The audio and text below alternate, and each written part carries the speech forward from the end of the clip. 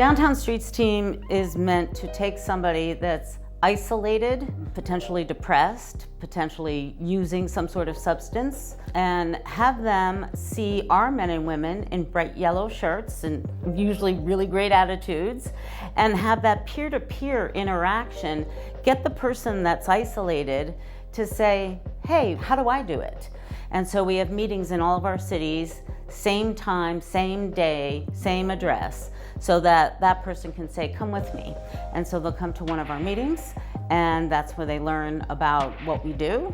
And we start with a yellow shirt and go to a green shirt and then a blue shirt. And then if you've made it through Downtown Streets team, folks have a choice to go into their dream job, or they can go into our Streets team enterprises, which pays a living wage, and you start getting benefits and that kind of thing. And you can stay there for a while and then go to another job as well. STE's mission is to provide supportive employment for people that may have had a period of time, a gap in their resume, people that are currently unhoused and going to traditional employment is not the best pathway for them. People that are re-entering after a period of incarceration, it's hard to get a job, having a record. We want to be that really low barrier employer to provide opportunities for people to really re-enter into the workspace. And through that, we work with them on really whatever their workplace identity is. You know, there's going to be some barriers that traditional employers may not have the tolerance for, but we want to be that space for people to make some mistakes, figure out what it is that they need to work on, support them with our case managers, and really see them grow and thrive. My name is Gregory Brinkley. I'm an STE driver. I was incarcerated. I used to be a gang member out of Los Angeles. I murdered my best friend over drugs, and that always make me remember where I come from and where I want to be today. The aha moment is that I was able to change. I was able to go to groups. I was able to turn my life to Christ. In 2016, it was a time where I was homeless myself. When I got paroled to San Francisco. And I didn't have housing, but I went through a program. I got employment, and things just started happening for me for the best. And here I am today. This is a nice place to be. I love it. I'm even growing even more by being here. Man, it's been just green light. This building right here, God sent, you know, everything that someone that's in their bondage out there, whether you be homeless, whether you be dealing with whatever type of addiction, you can come right here and get fed. You can come right here and get employment. You can come right here and get an ID. You can come right here and get a driver's license. You can come right here and get the things that you need. But you gotta have one thing in your heart, and that's patience. To sit down and speak to people. You know, this is a really, really blessed building. Downtown Street me ayudó a recuperar documentos, a recuperar mi identidad. Me ayudaron con el consulado mexicano a recuperar identificaciones. Me han ayudado acomodándome en un albergue. Estoy ahorita en un albergue. Ahora sí que prácticamente dependo de ellos para un trámite, para ayudarme a sacar una consulta en el doctor. Los asuntos legales, como comenté, me atacaron en la calle y ellos me ayudaron con la policía de traductores. Ahora sí que si no hubiera sido por Downtown Street, yo no sé cómo hubiera yo acabado. Porque es muy difícil estar en un país y no saber bien el idioma, y no cuento con el apoyo de mi familia. Ni siquiera mi familia sabe que estoy en esta situación, pero gracias a ellos, a veces estoy perfectamente bien. DST brings in. It's an organization that is in the community and supports the community. I've seen other organizations that I've worked at where they're in the community, but the support is not necessarily for the community. The support is for individuals that come into the community.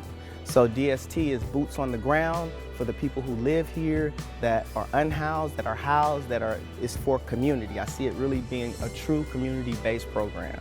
One of the greatest side effects, if you will, of the work we do is we do bring to the community a sense that there might be an end to people who are experiencing homelessness, right? So you see Johnny on the corner who's been there for 10 years, now all of a sudden has, his shirt on and is cleaning up, and now all of a sudden you say, hey, what's your name? Nice to meet you. Versus before, you're scared of him because he's on the side of the road and you don't know what to do, right? People want to help, they just don't know how. My encounter experiences dealing with the homelessness is that you have to get to know them, get to know who they are. They want to be heard. A lot of them feel that they've been disrespected. No one ever wants to listen to them. I've been in a dark place myself. Everybody has a story. And my story isn't so great, but you know what? I did my time. Now I'm giving back to society. I'm giving back to my community. And I'm giving to my neighbors, the unhoused.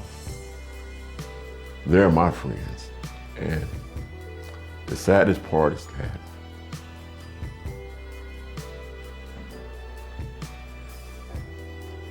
how people can see a homeless person that need help, walk right by them, fearful of them, thinking the worst of them. They're not like that. Just got to get to know them, that's it. Just know who they are. Say hi to them. Whatever they're going through, you can tell they're going through something. But I won't be the one to judge. I won't be the one to ignore them. I want to be the one that can change them and motivate them and try to talk to them to get help. Try to get them healthy enough to get housing. And we will employ them. I'm an OG right now. I'm 59 years old, and the next step for me in this building is one of those desks out there. That's my goal. I didn't just come in here to just want to sweep or, nothing like that every day, I'm shift coordinator. I get down and dirty with my teams, and I have 2 of them. I want to stay right here. I want to help the next person because I was helped.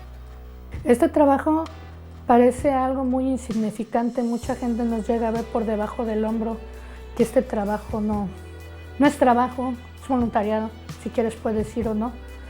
Pero si lo tomas con la seriedad de vida, estás haciendo un bien a la comunidad, se te está dando un pequeño apoyo por ello y cuentas con todo el apoyo de mucha gente que respalda Downtown Street, porque la verdad, pues el hecho de vivir en la calle es muy duro.